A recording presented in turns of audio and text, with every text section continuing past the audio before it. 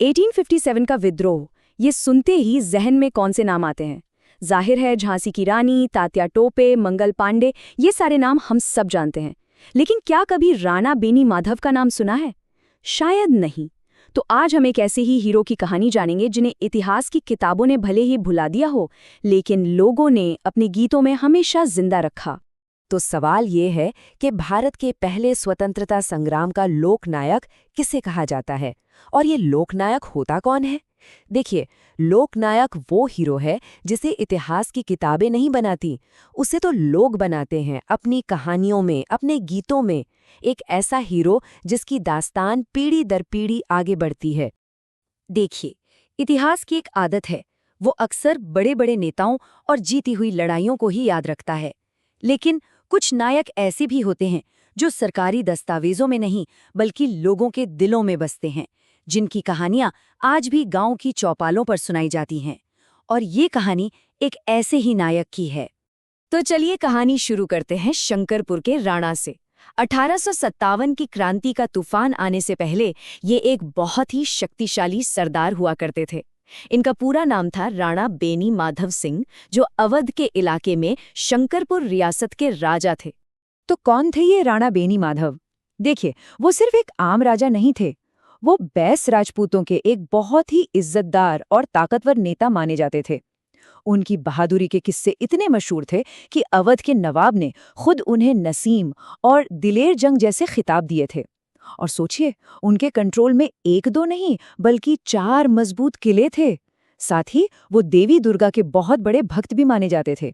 और फिर साल आया 1857, जब पूरे अवध में क्रांति की आग भड़की, तो यही राणा बेनी माधव एक आम सरदार से एक क्रांतिकारी नेता के रूप में सामने आए। जरा इस टाइमलाइन पर गौर कीजिए। 30 मई, वो 15,000 सैनिकों की फौज लेकर लखनऊ पहुंचते हैं। सिर्फ 11 दिन बाद 10 जून को वो अपने ही जिले रायबरेली में विद्रोह की कमान संभाल लेते हैं। उनकी काबिलियत इतनी जबरदस्त थी कि विद्रोही लीडरशिप ने उन्हें जौनपुर और आजमगढ़ का एडमिनिस्ट्रेटर बना दिया। और ये कोई छोटी बात नहीं थी। उन्होंने लगभग 1.5 साल तक, मतलब 18 महीनों तक, अवध के एक बहुत बड़े हिस्से को अंग्रेजों से पूरी तरह आजाद रखा। और ये बातें सिर्फ हवा में नहीं है। ये देखिए, ये खुद अवध के नवाब बिरजिस कद्र का ऑफिशियल फरमान है, जिसमें वो कहते हैं, मैंने जौनपुर और आजमगढ़ के इलाकों के प्रशासन के लिए बहादुर राजा बेनी माधव सिंह को चुना है। उन्हें इस देश से जड़ से उखाड़ फेंकने के लिए हर मुमकिन कोशिश करें। इससे साफ पता चलता है कि विद्रोही सरकार उन पे कितना ज्यादा भरोसा करती थी। वो सिर्फ एक सिपाही नहीं, एक लीडर थे। जरा इस आंकड़ी को देखें, 25,000। उनके सीधे कमांड में 25,000 सैनिक और 28 तोपें थी। उस जमाने में ये विद्रोहियों की सबसे बड़ी सेनाओं में से एक मानी जाती थी। ये उनकी ताकत और उनकी मैनेजमेंट स्किल्स का सीधा सीधा सबूत है। लेकिन राणा की कहानी सिर्फ जंग और सिपाहियों तक ही सीमित नहीं है।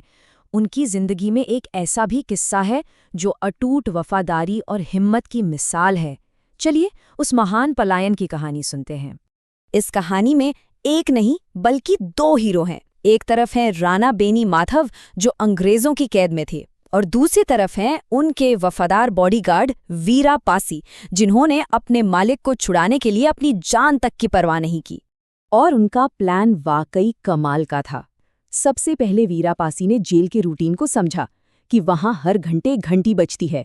फिर उसने एक रात मौका देखकर जेल में घुसपैठ की और 11 बजे ही 12 बार घंटी बजा दी। अब गार्ड्स में खलबली मच गई। उन्हें लगा कि आधी रात हो गई है। बस इसी कंफ्यूजन का फायदा उठाकर वीरा पासी ने राणा को उनकी सेल से बाहर निकाला और फिर दोनों एक साथ लड़ते हुए जेल से फरार हो गए। अब जाहिर सी बात है, ब्रिटिश साम्राज्य अपने इतने बड़े दुश्मन को यूं ही तो जाने नहीं दे सकता था। राणा बेनी माधव के जेल से भागने के बाद उन्हें पकड़ने के लिए एक बहुत बड़ा, एक मैसिव मिलिट्री ऑपरेशन लॉन्च किया गया। और ये कोई छोटा मोटा ऑपरेशन नहीं था। राणा को पकड़ने के लिए अंग्रेजों ने अपने 4 सबसे बड़े कमांडरों को भेजा। सोचिए, भारत में ब्रिटिश सेना का जो कमांडर इन चीफ था, लॉर्ड क्लाइड, वो खुद इस मिशन पर था। साथ में होप ग्रांट, ब्रिगेडियर एवलेज और एल्फ्रेड हॉर्सफोर्ड जैसे बड़े नाम थे। इससे पता चलता है कि राणा बेनी माधव ब्रिटिश राज के लिए कितना बड़ा खतरा बन चुके थे। लेकिन राणा को पकड़ना बच्चों का खेल नहीं था।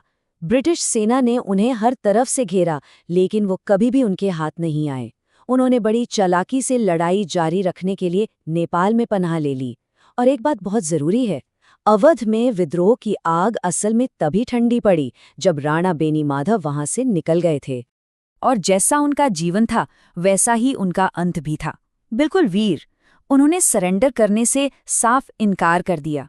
1859 के आखिर में नेपाल में गोरखा फौज के खिलाफ लड़ते हुए वो शहीद हो गए। वो आखिरी सांस तक एक विद्रोही रहे, झुके नहीं। तो आखिर में सवाल उठता है कि राणा बेनी माधव की विरासत क्या है?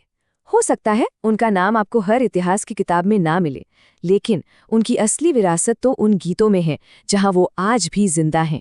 अवध के इलाके में आज भी लोगों की जुबान पर ये लाइनें रहती हैं, खूम लड़ा मर्दाना, वह तो शंकरपुर का राणा था। बस ये एक लाइन उनकी पूरी जिंदगी, उनकी पूरी बहादुरी को बयां कर देती है। लोगों ने उन्हें अपनी यादों में, अपने लोकगीतों में हमेशा के लिए अमर कर दिया।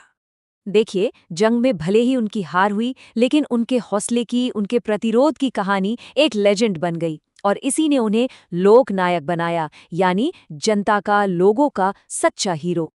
और ये कहानी हमें एक सवाल के साथ छोड़ जाती है। सोचिए, हमारे इतिहास में ऐसे और कितने ही नायक होंगे जिन्हें किताबों ने तो भुला दिया, लेकिन वो आज भी हमारे लोकगीतों और किस्सों में जिंदा हैं, बस इस इंतजार में कि कोई उनकी कहानी को सुने और दुनिया को सुनाए।